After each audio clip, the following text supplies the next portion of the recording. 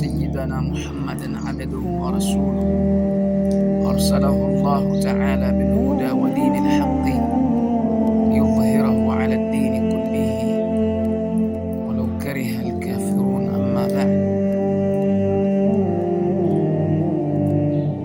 Kidogo kwa taufiki Allah subhanahu wa ta'ala nataka tuulizane ama nikuulize maswali ambayo huwa mimi napenda sana kujiuliza katika njia ya kufahamishana. Hivi siku moja ulishawahi kufikiria kwamba utatoka na hutorudi nyumbani kwako?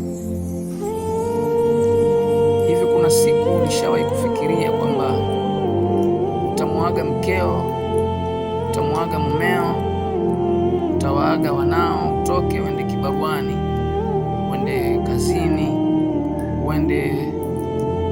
utoke nje ya nyumba yako na mtaa wako, uende katika sehemu nyingine kama kawaida ya shughuli zako unapozifanya, na kisha hutorudi, ama utarudi lakini sio wewe umetoka, utakuwa umerudi lakini umebadilishwa jina.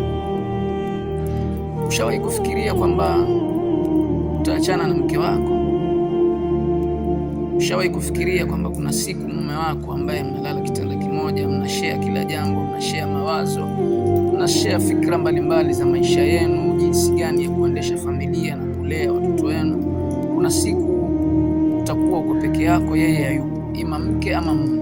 Kuna siku utarudi, utaambiwa hayupo, ama wewe hutorudi, utarudishwa jina lingine. Kuna siku ushafikiria kwamba simu yako itapigwa, itakuwa haiiti, ama inaita haipokelewi, ama itapokelewa alafu habari zitakuwa ni nyingine, ni tofauti na za kila siku. Kuna siku ushafikiria kwamba pale nyumbani kwako unapokaa ukaangalia TV na watoto wako, kutokaa wewe, atakuja kukaa mtu mwingine. Hiyo kanzu ambayo unaivaa, ushafikiria kuna siku hutoivaa? Shati lako zuri la kunyooshwa na pasi, t-shirt yako nzuri na jinsi nzuri na sendo zako, kuna siku hutozivaa, alafu zitakusanywa zikiwa zinapigwa mahesabu, zipewe nani na nani ambao zinawafaa. Wakati huo itakuwa wewe hazikufai tena. Ushawahi kufikiria jambo hili? Ushawahi kufikiria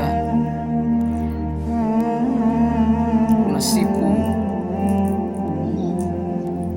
utaitwa mwili?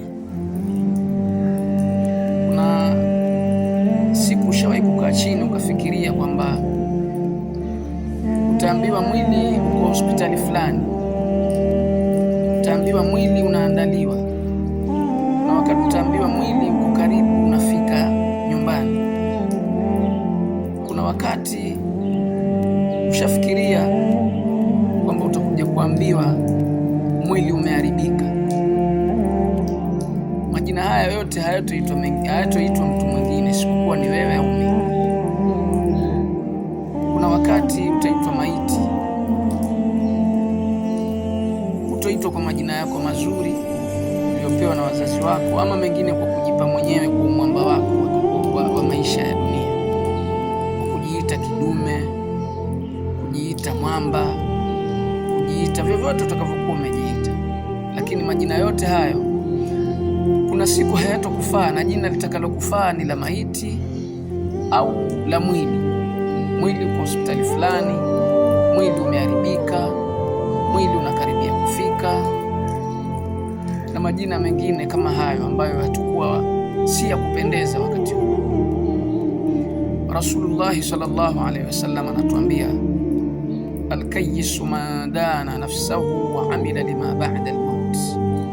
Mtu mjanja ni yule ambaye anaielekeza na kuilazimisha nafsi yake kufanya yale ambayo yatamsaidia baada ya kufa kwake.